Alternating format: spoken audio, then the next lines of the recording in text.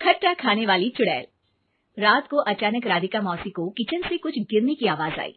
उन्होंने बाहर निकल के देखा तो किचन में उन्हें कोई सफेद साड़ी में दिखा। वो चीख पड़ी, हे भगवान, आलतू जलाल तू आई भला को टाल तू, आलतू जलाल तू आई भला को टाल तू। राधिका मौसी को चीखते सुनकर श्रवण बाहर आता है भागते हुए। अरे माँ, क्या हुआ? क्या देख लिया? दादी माँ आ गई क्या सपने में?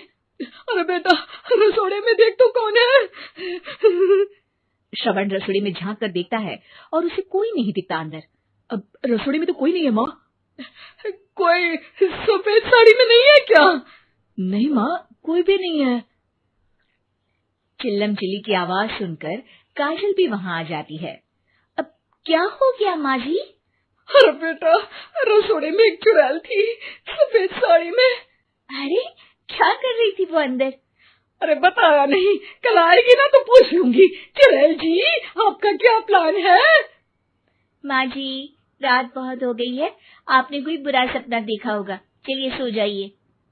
राधिका मौसी सोने तो चली जाती है पर उनको रात भर नींद ही नहीं आती। वो कुछ भी उलझुल बातें सोचने लगती है।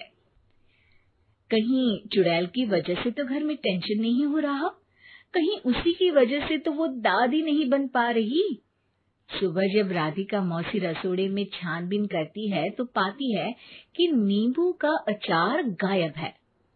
चुड़ैल नींबू का अचार ले गई, मुझे तो ठीक नहीं लग रहा कुछ। चुड़ैल को भी पता है कि जिंदगी का असली मजा तो खट्टे में ही है।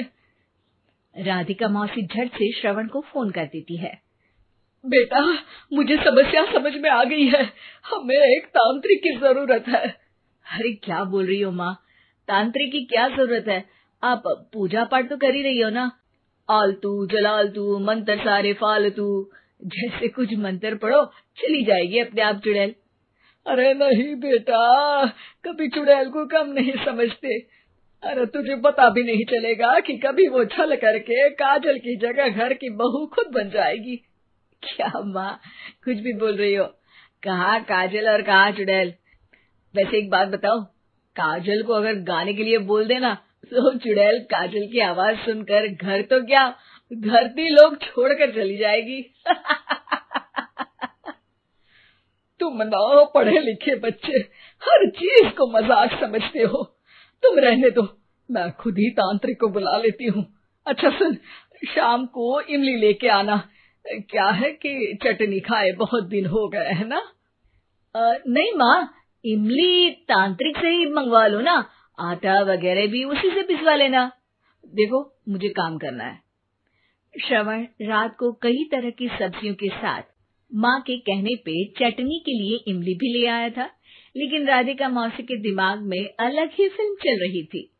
उन्हें अब सिर्फ शक ही नहीं यकीन होने लगा था कि शायद चुड़ैल ने श्रवण पर अपना जाल बिछा दिया था, जिस वजह से श्रवण उनकी बात ही नहीं मान रहा था। पर कोई नहीं, आने वाली रात में राधिका मौसी खुद तैयार हो गई चुड़ैल को पकड़ने के लिए। रुद्राक्ष की माला, तुलसी का पत्ता, हनुमान चालीसा सब हाथ के पास ही था, बस चुड़ैल का इंतजार था। और जैसा राधिका मौसी ने सोचा था वैसा ही हुआ। वो चुड़ैल उस रात भी आई, पर वो राधिका मौसी से तेज निकली और राधिका मौसी के उससे पकड़ने के पहले ही वो भाग खड़ी हुई। जरूर बहू पे साया है उस चुड़ैल का, तभी तो श्रवण के कमरे में गई है। और अगली सुबह राधिका मौसी पिछली रात हुए हमले में किन चीजों का नुकसान हुआ उसका हिसाब लगा रही थी। उनके खेमे से एक आम के अचार की शीशी भी गायब हो चुकी थी और वो इमली भी जो कल श्रवण लेकर आया था। राधिका मौसी इस बारे में सोच ही रही थी कि श्रवण जल्दी से रसोड़े में आकर दवाइयों की पोटली ढूंढने लगता है। अरे बेटा, क्या हो गया? अब माँ, वो काजल की तबीयत खराब है, बहुत घबराहट हो रही है उसे। हे भगवान, मैंने पहले ही कहा था कि तांत्रिक को बुला लेते हैं, पर नहीं। अब देखो, उस चुड़ैल ने काजल को अपने वश में करना शुरू भी कर दिया है। हालांकि श्रवण भूतों में विश्वास नहीं करता था, पर अब वो भी डर जाता है और राजी हो जाता है एक तांत्रिक को बुलाने के लिए। कुछ ही घंटों में तांत्रिक आ जाते हैं और राधिका मौसी तांत्रिक जी को सब बता देती है। घोर संकट, घनघोर संकट, चुड़ैल को मारू जोर चाकट, ओम भट स्वाहा खटखा के आहा। अरे ये क्या मंत्र है? मेरे खुद के ओरिजिनल मंत्र है, कल रात को ही लिखे हैं, अच्छे लगे तो दाद चाहूंगा। एक और मंत्र सुनो, अर्ज किया है आब्राकडाब्रा, दिल्ली बम्बई आगरा, चंदा मामा सोवरले सुरन मामू जारा। ये मंत्र है? अरे कोई 40 वालीसा पढ़ो ना। वक्त कम है, 40 नहीं पड़ेंगे, 20-25 में काम चलाना पड़ेगा। अलग निरंजन जाके लंदन, मुफ्त का मंजान घिस मेरे नंदन। अरे जल्दी करो तांत्रिक जी, जल्दी करो।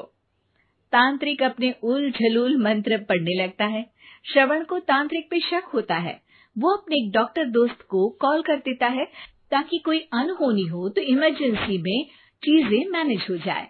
तांत्रिक धुनी रमाता है, जिसकी वजह से कमरे में काफी धुआं हो जाता है और जिसकी वजह से बहू की घबराहट बढ़ जाती है। अब भागेगी चुड़ैल। हाँ।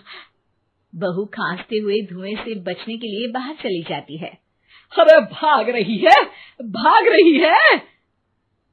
पीछे पीछे श्रवण भी जाता है। बहू एक सोफे पर बैठ जाती है।